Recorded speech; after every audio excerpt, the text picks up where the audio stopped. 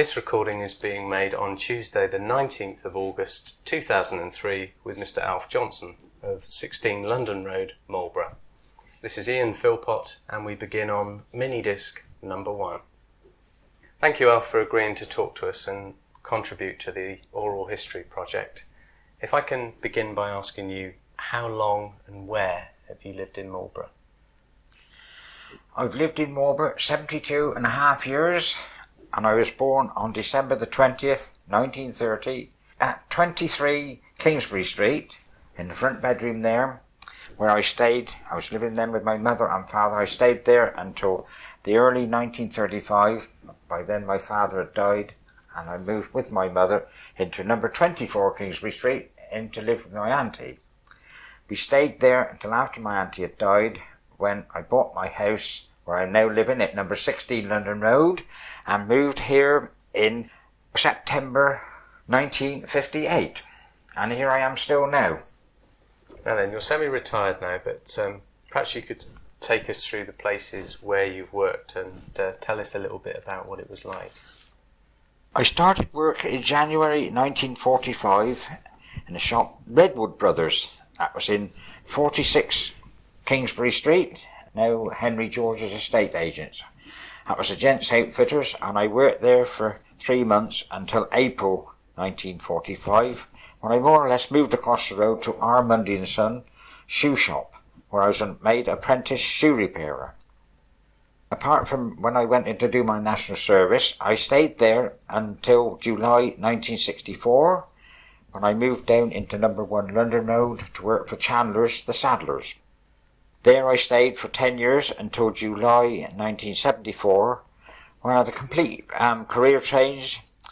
After working indoors all my life, I took a job as a postman. Stayed there till September 88, when I went to Hayden's Bakery as a driver, and I remained there until retirement caught me up in December 1995. You've talked about the period that you spent at Chandler's Saddlers. What did you do there? Well, Chandler's at that time was one of the foremost saddlers, and I'm talking about saddlery for horse racing, one of the foremost saddlers in the country. At one time, Jess Chandler, the boss, was president of the Master Saddlers, which is a high seat, and where we did lots of work for many, many race horses, many racing stables throughout the country, and indeed the world. So we were well known in that sort of thing. We all helped in. There was about 6 of us working there. That's doing saddles, horse clothing, and all things to do with horse riding. That's on the craft side, actually making them physically and sewing the leather. Sewing it all together and making all the stuff. We had people making the racing colours you see when the horses are patrolling before a race. All the different colours, the trainers' colours were made there. We had some people in the sewing shops making the cloths, the head, the hats. They weren't called hats, they were called whatever. And we had the paddock rows, caps. all made in the racing caps in the trainers' colours. So all that was made in Chandler's for many, many stables. A lot of them were from Newmarket. A big client base was situated in Newmarket, and they used to do a 2 weekly delivery to Newmarket with new orders and collecting stuff for repair and taking it back again. And what sort of firm was it like to work for? It was a real, true family firm. It wasn't a case of employers and employees. You were all in it together. The boss, you could go and talk to him. He had his little office, but it wasn't a case of you had to have an appointment. So if you had anything to tell him, you told him. If he had anything to tell you, you told him. You were one of the family. At Christmas time, you were always invited down to the house for drinkies, and that, always treated as a family. And you'd get taken out for little trips out somewhere, and there was always a staff dinner. Everybody, that's wives, friends and all, were treated as the family. Great place to work. And how long did you say you were with the post office for? I was there from 1974, July 74, until September 1988, which is 14 years. So you got to know the area quite well. I got to know the area very well. I really opened my eyes. I'd lived in Marlborough, as I said, all my life, and until then I probably only knew a few streets because I didn't have cause to go to some of the places. But once you become a postman, You knew everywhere. Where did you go to school? I started school in September 1935 at St Mary's Infant School. This was in Hurd Street, which have now been converted to apartments. I mean, the old Victorian type school. Mm-hmm. And that was a mixed infant school. The after your spell at infants, the girls still stayed at the same school, another part of it, whereas the boys went elsewhere. Then, of course, we're talking about before the wartime, and you started at that age because there was no such thing as playgroups then. You didn't go to a preschool thing. They hadn't been really dreamt of then. Schools, of course, your heating was a little bit different to what you have now. You had tortoise stoves. The tortoise stoves were circular things in the middle of the room. Those nearest it were warm, and those at the other end of the room were quite chilly. There's no such thing as central heating. Teachers, I cannot remember them, who there was there in that time. Names have escaped me on that. But eventually I went to St Peter's Boys' School in 6th of September 1937. St Peter's Boys' School was in the High Street, where the town library is situated. That was quite an opener, really, because we had a very strict headmaster. At the time we thought he was hard, but looking back, the way things have developed, he was probably right on everything he said and what he taught us. One of the things he taught us, which you probably don't get now, was manners. You were drummed into you because the cane was in use then. You did not answer teachers back. And Mr. Charles A. Barsham was the headmaster's name. When he wasn't about, he was always known as Bill Barsham. When he was about, he was Sir. But he was, and you remember when Mr. Bristow was another one. He used to go around the class when you were flicking the ruler around your ear, and if you weren't doing right, that would just accidentally come across your knuckles. But you learnt by this thing. There was a Miss Woodbine, I just vaguely remember, and one or two others whose names escape me. But discipline was quite strict. You had your playtime. When the whistle went, you did as you were told you did. There was no sort of going against the grain. School dinners were just about coming in then. Most of the kiddies went home, like myself. I never did stay for a school dinner. But we did have the milk. We used to have a third of a pint of milk. Morning and afternoon. That was just a thing you paid. I don't know, probably halfpenny or something like that in them days. In my last year, I got into Standard 7, which was in Mr. Barsham's class, with the elite ones, and I was appointed to school milk boy, so it was my job to go round daily and get the numbers from milk and make sure all the money was collected in at the end of the week and make sure the books were level.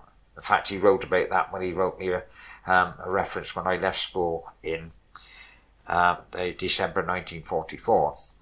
The one thing I can remember about this was this school, in your last class, remember by then we were right into the thick of war, and your reading exams, which you did then, you had to stand in front of the class and read, and you could not swat it up beforehand because Mr. Barsham, you had to stand by him, and he used to get the day's Daily Telegraph, and you had to read something you didn't have time to look at before, a couple of paragraphs. It was read this, which can be a bit frightening. There's words you probably never heard of before, which came out of wartime. But we learnt by it, and looking back, that was probably a good grounding. Times were hard. We were in the days of the blackout, so school finished early, so you weren't going home in the dark because nobody had lights or anything like that. But we made our own fun. Another thing he used to have us doing, which was great fun for the boys, obviously, was you had you marching up and down the road. We didn't have a gymnasium. You had to share the gymnasium with the Marlborough College, their old gymnasium we had then. So you only had certain times there. And he used to, a great stickler, Mr. Barsham, was for marching you round, where you were keeping in step. Probably we enjoyed it, because we all thought, let's face it, the games you used to play was playing soldiers in a wartime. So you thought, good, you swing your arms and you kept in step. Great time. Can't really complain about that. You talked about it being a boys' school. Where did the girls go? The girls went to the other half of the infant school. That was like a split school. They didn't really move except to another half of the school in Hurd Street. In Hurd Street. But boys, we were separated then. Once you finished infants, you were separated. And that was where the library is now? The St Peter's School is where the library is in the High Street, and St Mary's Infants and St Mary's School is in Hurd Street. Yeah. how has the building changed over the years? Because now we all know it as a big open plan room where the library is. In what way did it differ then? Well, every class had its own room. There was nothing open plan in them days. Each class had its own room, and each door was shut. Nobody walked in and about and around. You had your corridors in between. You had your first lot of steps as you go into the library now, but further on there was another lot which lifted you into the top couple of classes. They've now been lowered down, which makes the library one big open plan. But we've different to that. The playground was just a little thing. You had a top school and a bottom school, two little playgrounds on two different levels. But it has altered a bit. The front is the same. Obviously, they didn't do much to the front. I've seen pictures of trees being there was outside. Yes, and there was railings round there at one time. Iron railings, which of course were taken away. Were all iron railings in the towns taken away for the war effort to make tanks and other things. Every place that had iron railings, you had no option. They were just taken for the war effort. But there was still a tree there till well after the war. I think, if I remember right, it was a holly tree there. And what age did you leave school? At 14, you left school at the end of term nearest your birthday. Nowadays, you leave school at the end of summer term. Everybody leaves at the same time. But then, in those days, you left at the term nearest your birthday. That's how I left in December 1944, when the war was still on. Yeah. Was there a uniform? No. Uniforms more or less were cut out during the war because you had rationing, you had clothing restrictions. You couldn't just go and buy clothes unless you had the coupons. So everybody went in what they could. And you carried your gas mask. Wherever you went, you took your gas mask. And another interesting thing is when there was an air raid siren then, the air raid shelter for St. Peter's was St. Peter's Church. That was our air raid shelter. And until the all clear went, you stayed there. You talked about the war, and I appreciate that you were probably at school for a chunk of it. But do you have any recollections about how the town actually changed? Oh, yes, lots of difference then. Because this was probably, you might not realise, it was a big military area, loads of troops about, and some of the big houses were taken over as billets for the soldiers. I well remember in Kingsbury Street, what is now known as Dormy House, was taken over by one of the big military bands, and several places up on the edge of the common where Mr. Gordon Richards' brother, Cliff Richards, used to live. His house was commandeered for troops. So we were altogether different there, and you had lots of things which, even if you weren't aware there was a war, static water tanks were visible one either end of the car park in the high street. These were giant tanks which held, as it says, static water in case of fire. Your fire hydrants were always marked, and you had little pillboxes around, always to, I don't know how it worked, because if the enemy came, you wouldn't really stand much chance, but there's a pillbox stuck outside the Sun Inn on the corner there, just to wait for, presumably, Germans to come down the hill. And there's a remnant of wartime Marlborough on what I call Cow Bridge across Busy Road on that corner. Were there others around? Yes, there were. Yes, there was one. In fact, part of it is still there in Kingsbury Street, about number 45 Kingsbury Street. It now blends in with the house, but there was a little pillbox there with a little opening where people, the soldiers or whoever were in there, could look up Kingsbury Street and hopefully catch any of these Germans who were supposed to be coming down. There was also a big one in the Green. The lower part of the Green, on the left-hand side going up, there was a big pillbox there. In fact, you can see the outline of it now because when they took it down, they didn't take all the foundations but put earth on it. So you can still see a little outline that the grass grows drier quicker there. And obviously there was some in other parts of the town. And what other changes were there around the town that you noticed? Well, in those days, of course, there was not many people owned cars or not much traffic about. The only traffic you saw really in great quantities was army lorries. There was convoys going through or tanks going through more or less at any time of day or night. Very, very busy town. The Savernake Forest was out of bounds to public then because it was a giant ammunition dump, as probably been recorded other ways when a train blew up there after the war when they were clearing it. And also the Common was a giant American Air Force hospital. So there was loads of activity coming and going there from the Ramsbury airfield. There was always people being brought back up there. That was out of bounds to people, the common. And did that take up a big section of the common? That took up practically all the common. The golf course, I cannot remember the golf course actually being, I think it was taken over for the war effort at that time, because where the clump is now on the common was a big water tank high on a tower. And I think I'm right in saying that the golf course was commandeered, as was everything else. The war took over everything. And did they employ local people, or did it mean that the population in the town increased by quite a bit, and they provided perhaps accommodation for these people as well? No, they were self catering and self sort of looking after. They had loads of buildings were put onto the common, and so they looked after themselves there. But the population of Marlborough did grow a bit because the City of London School were billeted en bloc from London to Marlborough. They shared facilities with the Marlborough College, and anybody who had a spare bedroom were obliged to put some of the college boys. All my life I was in Kingsbury, all the years I was living in Kingsbury Street during the war, we had two college boys, two City of London School boys rather, were billeted on us.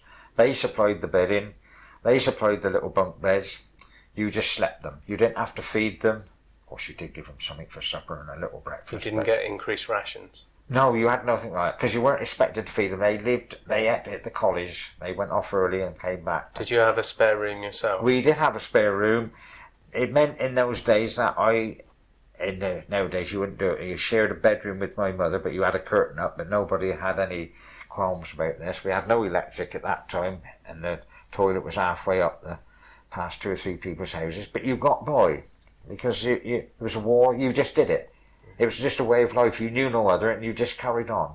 But the college boys the City of London School boys were great to work with. We had 2, not the same 2 all through the war, but 2 was one lot left, another couple would come on. They just bring you 2 more, say, here's your new lads. So we made lots of friends, really. And everybody worked together. Right, I think it's widely known that over the years you've taken a great interest and pride in your hometown. Amongst your particular areas of specialised knowledge are the businesses that have traded over the years in and around the High Street. Can you sort of take us on a journey around the High Street, stopping off at a number of places between number 1 and 144, and perhaps suggest how it's changed? Yes, right, we start in number 1, obviously that's the best place. The Barre Hotel was known once as the Bear and Castle. If one goes just down into the parade and look in their yard, there's one of the old rafters fixed up against the wall there, which says the Bear and Castle. Going round the corner, where we've now got a bookmaker's, was the Manton Milk Bar for many, many years, run by Mr. Pocock, I imagine of the farm. A lovely little milk bar, had a jukebox in there, which was all the rage in them days. We're going back into the 50s and 60s. When I was at Monday's shoe shop, we could nip over there just when we went home and play a couple of records in the jukebox and have a cup of tea or a milkshake. Next door to that was Cyril and Bernard's meat and a fish shop. Especially used to notice all the wet fish on the slabs in there. That building eventually had a fire in it, so it's the meat department hasn't opened again since. Going on to number 5, Mundy's, our Mundy and Son. Now, I said I worked for Mundy's for many years. They had 3 shops in the town. They had one at number 5, one down at the college for college boys' use, and one at 143. The one at number 5 was what used to be called at one time the Ready Money Shop. They had no accounts there. It was just the cheapest shoes, and you could buy everything for repairing shoes. You could buy the tacks, you could buy leather, you could buy rubber, and anything you really needed, because in those days everybody repaired their own shoes, or there were shoe repairers in different streets. Now we've got over to Smith's, the greengrocers. In between Smith's and what is now Barclays Bank, we have the town council office. That was just, at one time, was a house for the manager of Mundy's. The Aylesbury Arms was a hotel for many, many, many, many years, that was, and now it's been turned into offices. It was a hotel, then it became a motel. All the motel bit at the back has been demolished. Number 7 was the Swindon and District Co-op. It was one of the many grocers we had in town in those days. Every street had a grocer's shop of size, but Swindon and District Co-op was one of the bigger ones in the town, now Rowland's shop. And that was the first supermarket to appear in town. It changed over to be a supermarket probably late 60s or early 70s. That was the first one to change over. Next door became Ralph Say's.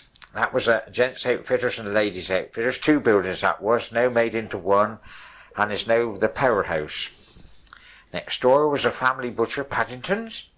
In those days we were thinking of meat, and that was rationed, so you were a bit limited to what you could get. You couldn't go and buy anything. You had to be registered with them there. That Mr. Paddington, he also at one time had a milk round in the town. Now that's become the House of Elegance. There's been several other things in between.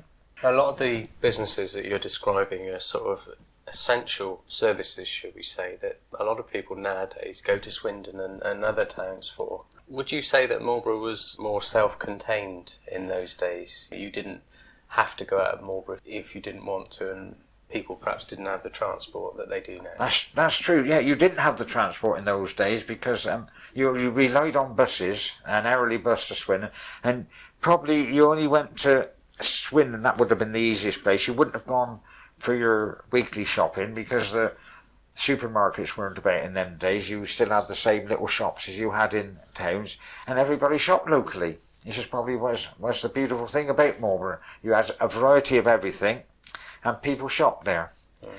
You took us around the high street, I think, as far as probably Victoria Wine, where that is now anyway. Yes, that's right, yeah.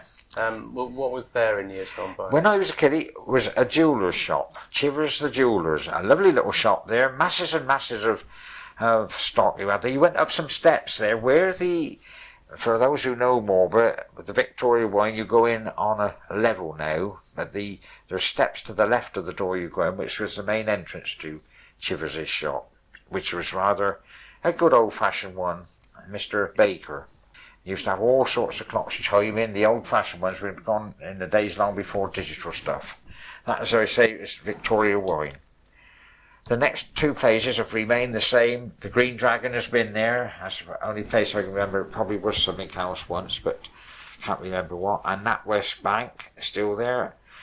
Next door was the Jolly Butcher, another little pub, a nice little friendly pub.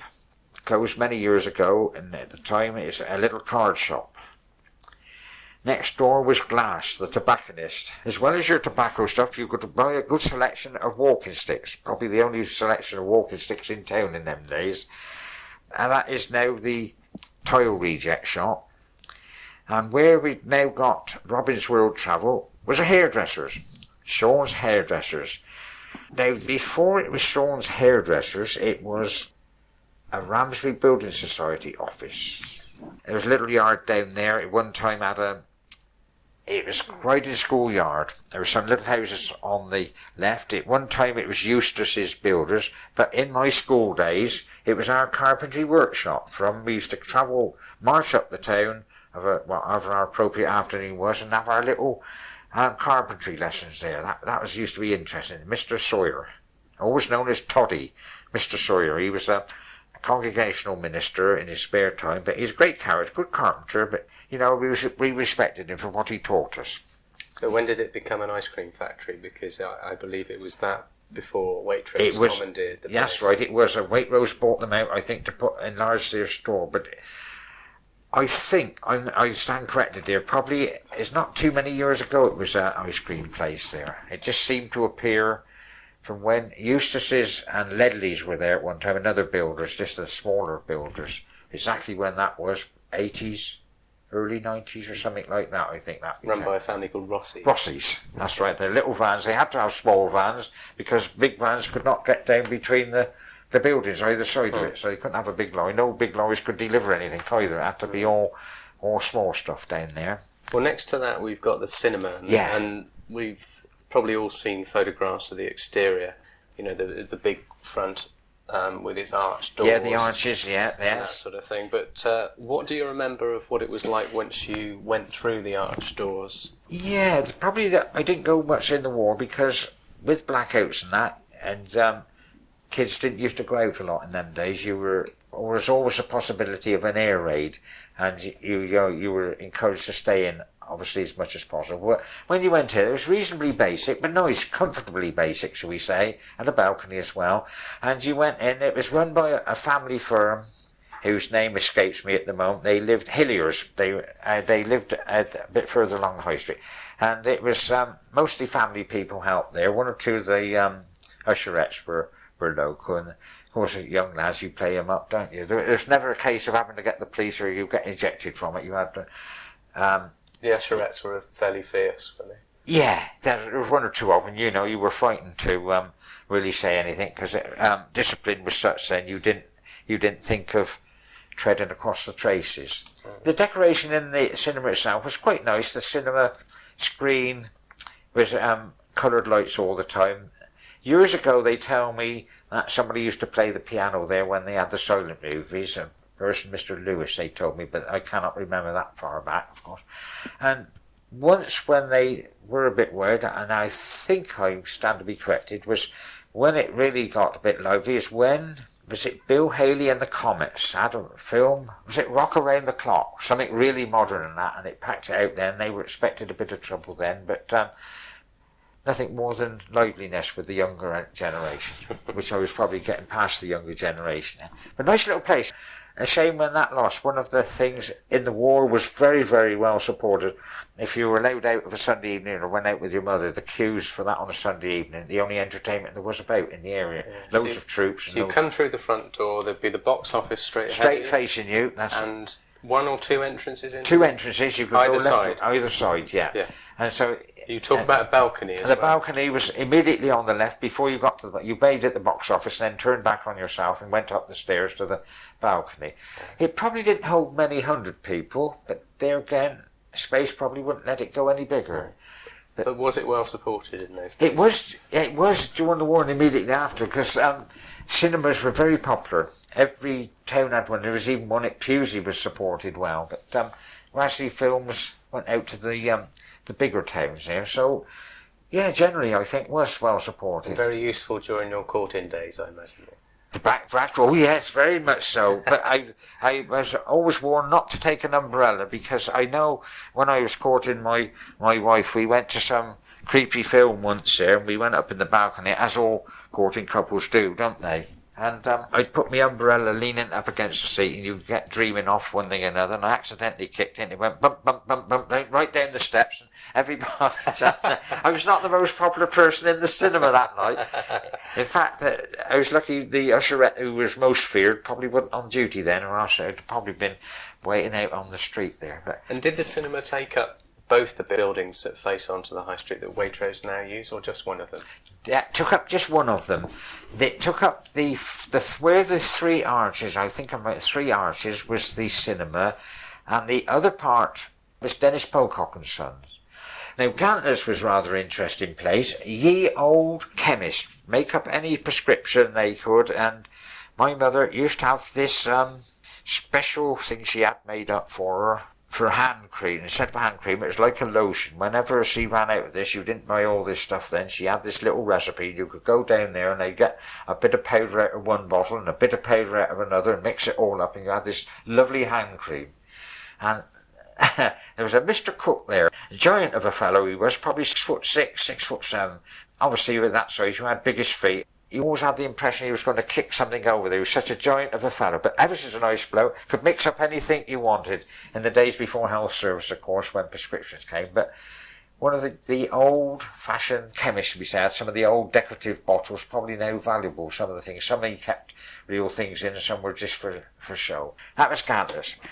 Now, we're going down Hillier's Yard. It was called Hillier's Yard for the main purpose. Down there was Hillier's Builders. All the buildings on the right, or nearly all of them, were workshops belonging to Hilliers the Builders. They had a big building firm there. The office was immediately on the right as you went down there, where there was an outdoor shop. And all the other places were carpenter shop, paint shops, and all that. Until one day they obviously came to the end of their run. That was taken over for the little row of shops we have there now. Go along a bit further. Turning on there, Mrs. Hillier, who ran the cinema, lived at the next house there. Just before we move on from there, you couldn't obviously get down into Hillier's Yard like you can now, where it's Waitrose car park, and there's of course the recent bridge over to George Lane, but it was very much sort of a private. It was a private. Yes, that's right. You only go there if you had gone down to see something about the building. You only went as far as the office, and behind the likes of the cinema and things like that, there were private gardens that obviously Waitrose have taken. That's right. Over. With Waitrose, yes, you couldn't get down there at all then. Yeah. Like in the first yard, right in the schoolyard, you could only go as far as the Ledley's Builders, and then that was as far as it was a private garden. All there was privately owned up to the river then. There's no way you could get along there in them days. Now, there we come to another interesting shop, Stratton Sons and Mead Limited. That was another old grocer's, eventually became Spars. Not only did they do retail stuff at the front, where they cut the butters, they cut the cheeses, with nothing packed in them days. It was just cut up as you went. And at the back, they did a wholesale thing where they delivered to the little shops that were in every street in the town. They had people working there. They made their own, I think I'm right, their own mineral waters there. They had that. And on the left, they had a little shop, the tea and coffee shop, where they blended their own teas. There was always a lovely smell coming out of there. They were blending teas, they were blending coffees. And there was a people, they could advise you on coffees, always beautifully, freshly, not as cups of coffee, but packet coffees, always freshly ground. And above that, in the war, was Ministry of Food place, where, as you might well understand, food was rationed. And at the time, my aunt was running a shop in Kingsbury Street, so anybody bought anything, there had to be coupons for it. You couldn't buy anything without coupons, and all these coupons every month had to be delivered to this Ministry of Food shop above Stratton's. When I was old enough, it was my job to deliver this packet as coupons. Probably would have been valuable to anybody else, but it's all. That's an old little shop there. Eventually became a dentist, now of course all demolished to make way for the rather, what shall we say, unfavourable building that Portman built. Now that's been demolished, we now have a better one. And of course we move on to the Polly. Has it always been the Polly in your memories? It's in my memories, yes. I can't remember if it was something else when I was at school. I can't remember what it was, if it was. That's of course the site of one of the big fires of Marlborough High Street. It's now only got one story. The top story's never been rebuilt, but that is another story in itself. Turn down the next yard, we come to the old Priory. When I was first could remember it, it was an outbuilding for Marlborough College students. They used to come up there for their stay the week or the nights there. That was their little lodging house, as we got the other ones now. Now it's an old people's place, and in front of that you've got the little Jubilee Rooms, another modernist building. Next door to that was another bit of old Marlborough, Waterloo House, the old Marlborough Times office. Where that was printed there, you had the chappie who hasn't long been dead, Mr. whose name I cannot think. He was the editor. You could go in there and you could ask for an advert to be put in. You'd write it there, and then in a couple of days later it was printed on the premises and all. The old-fashioned printers it was. What's there now? There is the first bit of it is a bag shop, and there's a jeweller's there. What sort of building was it? Was it quite an imposing? It was an imposing one. I would have always thought it was a listed building which shouldn't have been destroyed. But there again, in those days, it's gone back a long time. That's probably 25 years ago that's been destroyed or taken down. So probably it wasn't listed. Otherwise, maybe it wasn't subject to fire or anything. No, they just took it down. Whether it was unsafe, perhaps it hadn't been maintained or something. There was a bus shelter in front of the Priory. They took all that down and rebuilt the whole lot in one go there. So whether it was just unsafe or a bit of modernisation, but it was a nice building, I rather felt. But that's how things go. And where do we go on from there? There, we've got a little bookies there now, which at one time was an estate agent. Was that David Gar's? That was David Gar's side, yes, which was lucky not to have got burnt out when the The place next door, which I'm now coming to, was when I was a kid, was Neat's Furniture Shop. Took up 2 or 3 numbers there and became Daibo and Roy's Furniture Shop. Did one buy out the other, or was it sort of like the same family, more or less? No, Neat's would have got old and probably pulled out of business as they get older, and I think property became vacant and Daibo and Roy moved into there because it was an ideal shop where they were both in the similar business, so the facilities would have been right. We've all seen the photographs of this fantastic building that used to be there, the triple gabled building at the front. Yeah. And we all know what Daibo's shop is like now. Was it very similar when it was in the high street? Were there lots and lots of sort of tiny rooms stuffed to the rafters with? Yes, it was. Yes, it was very much. Probably was a fire risk even in the days of Neat's there. It was a well-respected shop, Neat's were, because they were probably the furniture shop to go to. But furniture shops tend to have all sorts of things.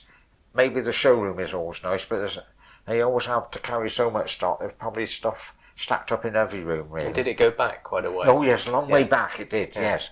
Yes, as the building does now, because they had this fire in 1975, which burnt it to the ground and rebuilt it as it's now one-stop shop and a post office, and that goes back a long way, and that was the full length of the building before, so they rebuilt more or less in the same area that burnt out.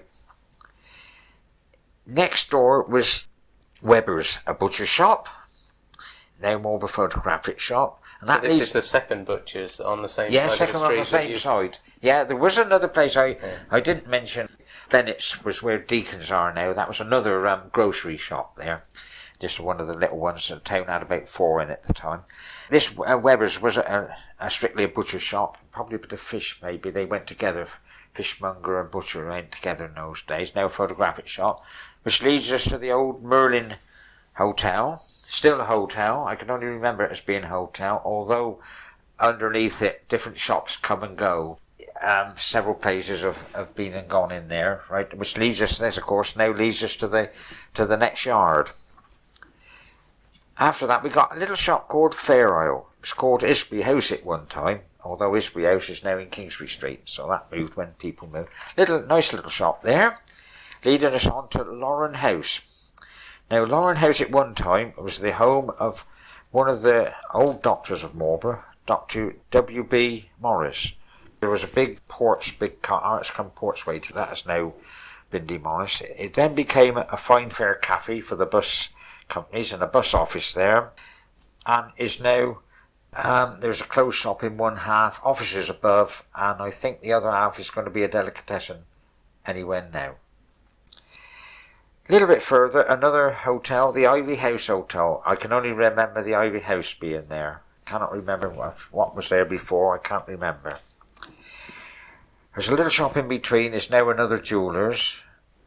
It's had a various levels. There's been estate agents been there. There's been several little things there. But when I was a kid at school, I cannot remember what was there. Was it a gun shop at one time as well? The old gun shop. Yes, that used it was to be a gun shop which came to number 5 London Road. You're right. Yes, it was a gun shop. Yeah. Yes, that's right. And down in there, between this shop and the Wellington, we used to go across there for our school allotments. We had a load of allotments which from just behind this gun shop down to the river. We had loads of allotments. That was the thing. You grew loads and loads of food. Every kid who went to school had to learn to do allotment things. And we used to patrol across the street. No worries about traffic then. Then we come to the Wellington Arms. As far as I can remember, it always has been the Wellington Arms, and then Wellington Place, Little Row Cottages. Next door, as long as I can remember, it's been one of the old established traders of Marlborough, Heads, Vincent Head. Just closed a couple of months ago. The last person who wanted to be there, he's retired, and his son didn't want to take on. It's a family firm now gone. And I don't know what that's going to be. That is also the site where the Great Fire of Marlborough of 1653 is alleged to have started. Before we cross over, the only other place I felt of interest was number 50, which is Wickham House, now used as a college house for a college master. I think probably the deputy head lives there. That's an imposing building. And the rectory, when I was a kid, the rector was the Reverend Alfred Swan. That was his rectory, and the gardens there went right down to the river, where River Park now lies. That is now the old rectory and it's used by Marlborough College. Now we cross over now, there's just houses on the end there. We start at the school or the library, which I've already spoken about. Next door that was a little paper shop, it was then Maynard's. Nearly like a little tuck shop for us kiddies, we could nip in there on the way home. And the thing I remember about that, immediately to the right of this Maynard's, and before the next building, there was a giant thermometer screwed to the wall. Nobody ever tampered with things in them days. Huge one. He was probably about 3 feet tall, which to us was giant there. This thermometer was the landmark there. You could always see how hot or cold it was by just looking at this great big thermometer there.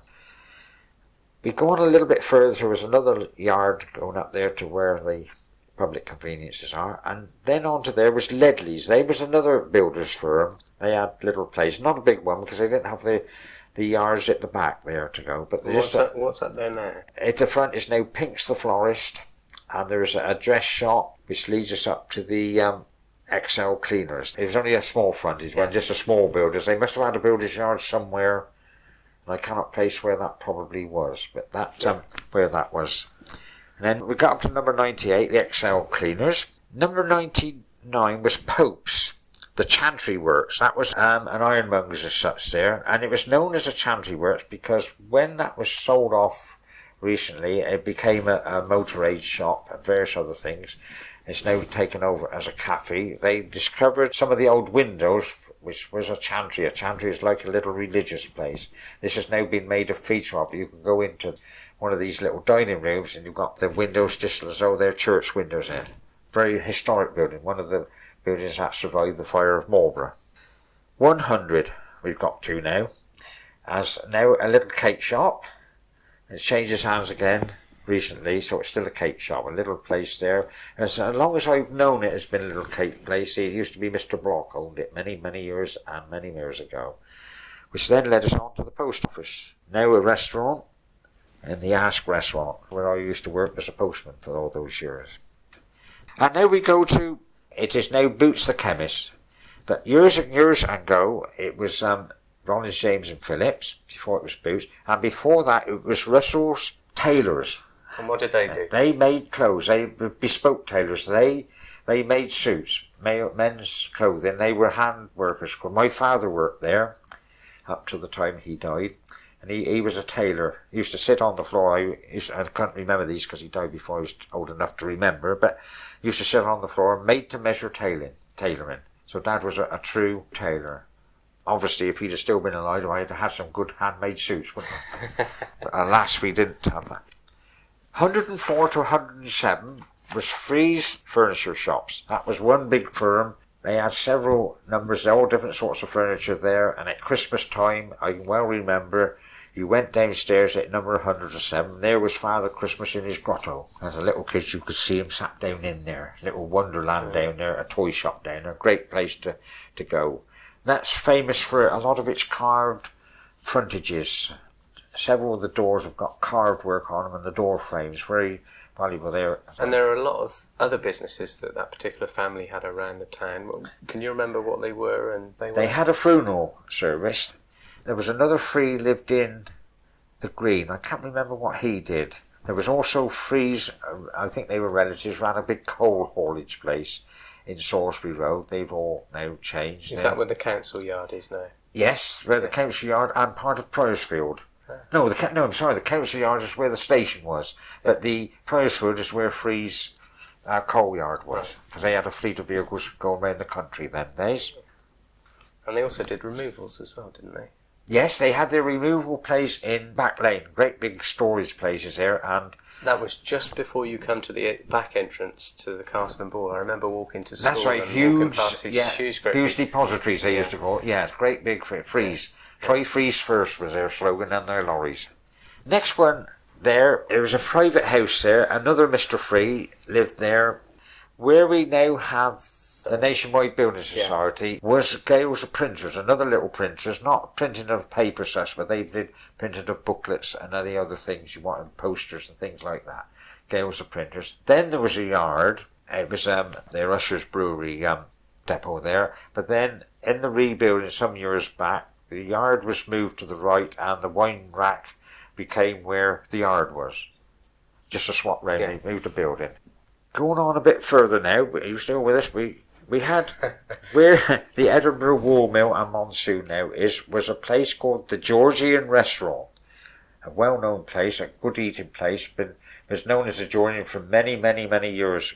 When I was a kid, you could go in there and get some wonderful lardy cakes full of grease and fat, which were probably unhealthy for you, but they were great ones there. And the Georgian was probably well known, one of the big sort of eating houses of the town, and reasonably priced until the man moved away and sold up, and it became the Edinburgh Wool Mill. A bit further on, 110 and 110A, was Herd and Leaders. Herd and Leaders had a garage with one pump out to the front, like every garage did then. No 2-star, 4-star or anything like that, no diesel, just the one pump. And they did a little bit of selling of cars and lots of repairing. And that took place at the back. At the back there. That's where W.H. Smith is. W.H. Smith. There's a substantial piece of land behind the front of that shop. Big one. That's before it was between the time of being Herd and Leaders and W.H. Smith. It was Edwards's do-it-yourself place, building supplies, music, wallpaper. A huge building. When it's empty, it goes back a long, long way there. Next door, the Royal Oak. That has been there as long as I can remember. And next one was Hunt Studio. Now it is a place called Pavilion. It's known as Hunt Studio, a photographic studio, where that was a place if you had to have a photograph taken. It was nobody had cameras in them days. When you had to have a photograph when you left school in your best suit and all things, you were taken there to have your photograph taken. Hunt Studio. Next door, 113, was a little cigarette shop, whose name I cannot remember. It's now where David Dudley Jewellers is. A little place there where you could get cigarettes. We couldn't because we weren't old enough, but we can always remember it. So we go to one of the oldest established place I think in town now is Duck's Toy Shop. It's always been Duck's as far as I can remember. It's many, many, many years. It also sold cycles years ago. That was everybody had a bike in years ago. That was still Duck's. What is now the Tudor tea room was another tea room was Napton's, where they made bread there. And there was also a little cafe come eating house. That eventually became Prout's Cafe, and then Tudor tea rooms. Now, I believe, about to be sold and be named something else, imminently.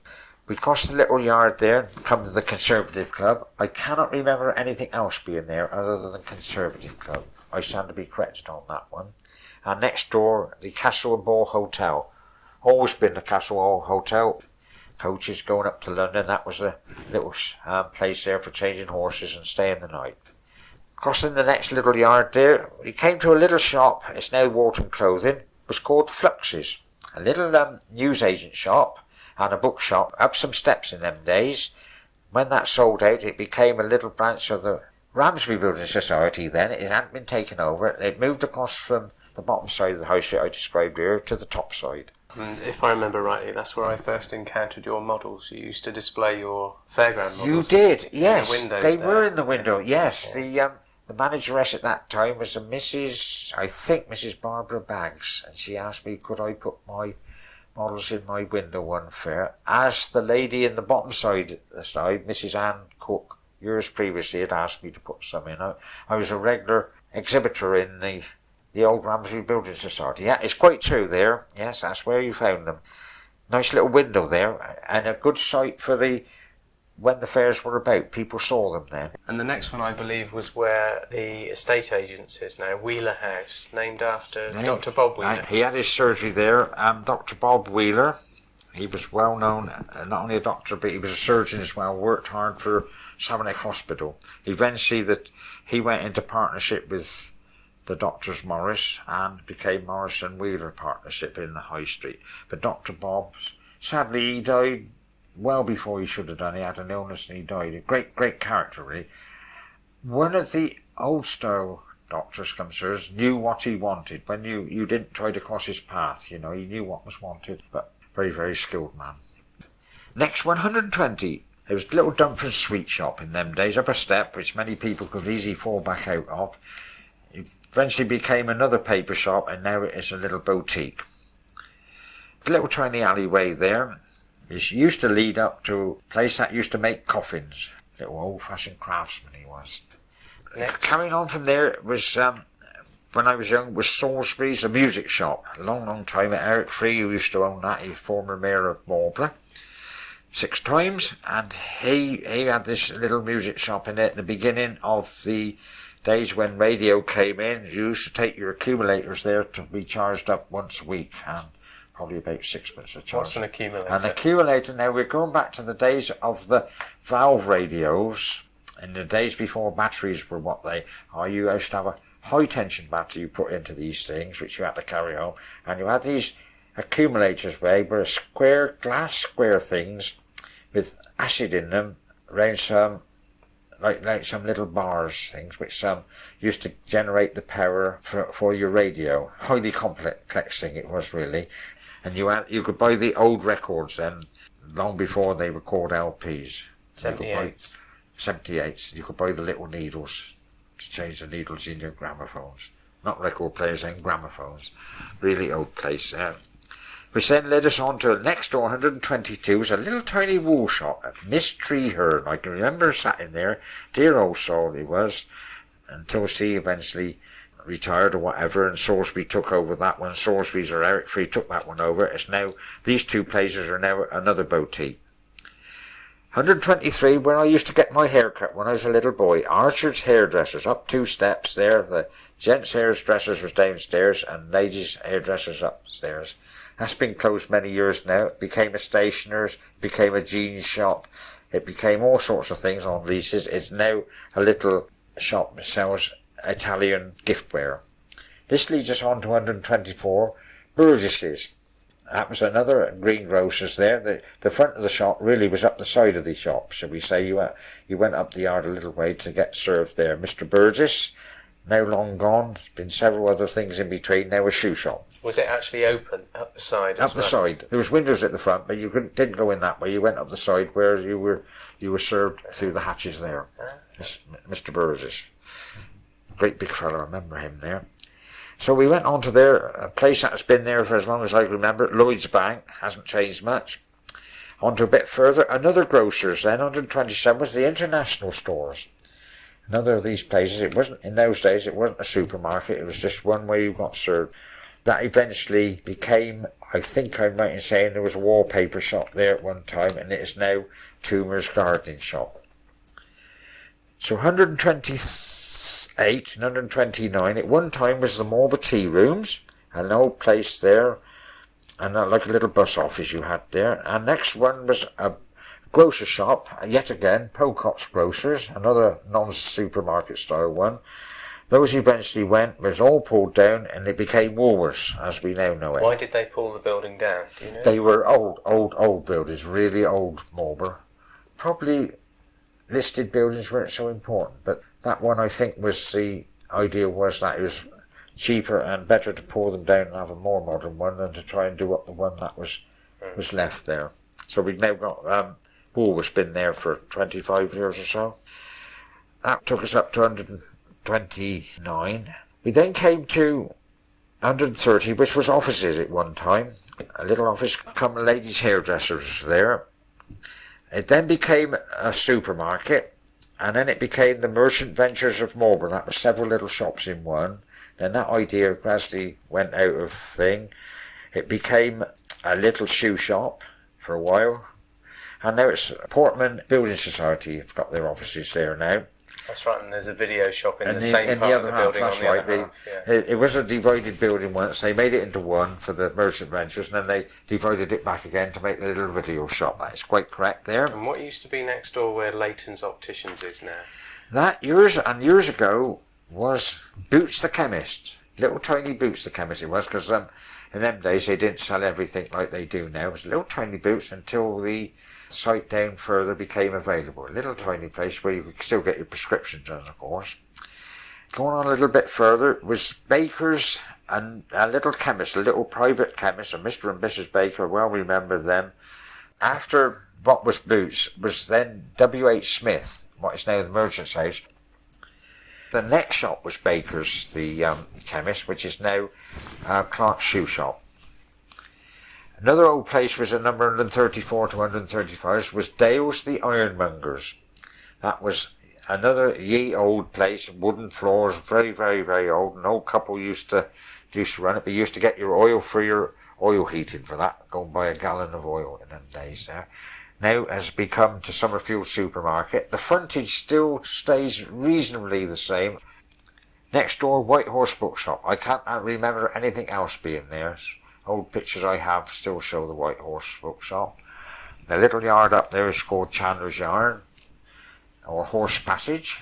Across from that yard we had James's, the electrical shop, another well-established place of Marlborough.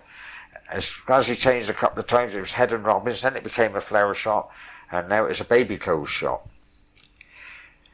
Next door is Cavendish House. At the moment it is a boutique. Years ago was the ministry. A boutique. I said that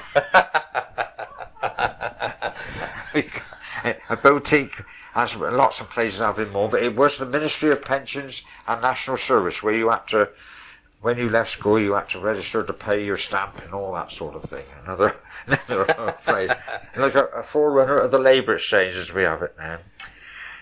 Number 139 is now two different shops. It was Milburn and Phillips. Left-hand shop was a clothing shop. Left-hand shop? Left-hand shop. There's two shops separate. I see. There's a clothing shop, that's right. They didn't sell left hands. No, not for left-handed people. Now, on the left is a shoe shop and an electrical shop on the right-hand side. Going on to another, which was an old place, a well-established place, Hurd's Shoe Shop, was a number 140. Very, very old established one. Remember this one quite well. The old chap who used to run it, Toby Hurd. He was the grandfather of the last person. Of the last person who sold it out and let it become Ridgeway Estates. Now, he used to be a real character. He used to go around on his bicycle to get the money so much a week, probably 6 minutes a week off people, go miles round on his thing, a real old chap. And he used to have a little tiny workshop there. Only Gardner used to be the shoe repairer there, and it was very, very basic, the stuff. They didn't used to supply him with much materials and much stuff to do. He had no machinery except one treadle machine. He had to do all his finishing by hand. And we in Mondays, if we had any odd bits left over, we used to stick it out to him. Thank you, I should just help you along your way. If some job, we just help him out there, but don't tell the bosses that. It's now Ridgeway Estate Agents. Midland Bank has always been there, as long as I can remember. But the next one was Turner's Cycle Shop. They were a busy little place there, and also another place you could get your accumulators jars. Nowadays, the left hand now been made into two places. The left hand one is Savonic Travel, and the other shop is a gift shop. Now we go to 143, Monday and Son, where I was apprenticed. The shoe shop in the front. That was there for many, many years until the last one of the firm gave up. It's a fairly large shop. It is a fairly large shop. You've got a lot of buildings at the back. It goes a long way back. You've got your little front piece, and you probably, if you've been in, there's a couple of steps. You go into another place where they make up the flare arrangements. You go up some more steps at the back to what used to be the workshop. It goes right up to behind. It used to be Sloper's. This is now Sheila Ferris. It goes right up there, a long way back, nearly up to the back of 2XS. A long way back, that shop does. And there's a great big cellar as well where they used to stock shoes. Huge shop that was. And they trained you as a fitter and... as a shoe repairer. Oh, shoe repairer. Shoe repairer. I learnt the trade by hand. I've still got my old apprenticeship papers where you was told you would be trained by hand and by machine in all aspects of shoe repair. So they had the whole of the business covered, for those people that didn't necessarily want to buy new shoes, which was their bread and butter. Yes. In those days you had shoes repaired because probably for one you couldn't afford shoes a lot because you had to have coupons to buy new shoes, and also shoes were made differently. Nowadays it's a disposable world we live in, but in them days you could repair anything. And they had two people going round, two outriders, shall we say, two people in vans going round in different places in the country, bringing in shoes for repair one week and taking them back the next. There were 6 of us working at one time repairing shoes. Now that is nearly gone. It's now the shoe repairing trade as such is now a heel bar type of thing where you get little heels put on, anything else, but you have to learn nearly to make a shoe, because we did a lot of surgical shoes where some people you might I understand it's got one leg shorter than the other, perhaps as a result of an accident or a disability. You had to make a shoe up so that they walk better. So that was a lot of shoe shops in the high street when there were a lot of shoe shops. Gone round the street. Yes, that's right. There were a lot of shoe because Mondays had 3 places. You see, yeah, there was. That was the thing. And when you think probably other shops in other streets would have had little shops, shoe repair shops, and they would sell odd shoes and slippers there. It was very much the in thing then, like grocery shops. Very much the in thing. So what was next door to Mondays? The next one, and also the last one in the street, 144, was a watchmaker's called Collier's. A real dear old boy, looked the part, a proper suit with a waistcoat and his watch, and he always wore a top hat, and he had a clock affixed to the penthouse in front of his shop there, which he used to wind up every week. You could see the clock there, and you had no vandals in them days. That was there. And he used to wind it up with a great big key to wind it up probably once a week. It was a great treat to see him there. Real gent, Mr. Collier. It was then a ladies' clothing shop, and now it's a modern shop for modern games, computer games. You can get the internet, things like that on it. That concludes our little walk around Marlborough High Street. It's been a long walk, I may say, but a very interesting one. And probably would have been quicker to walk it. Well, thank you very much for that, Alf. That's really filled in a lot of gaps for us all. You might have found something of interest in that. It's an old high street.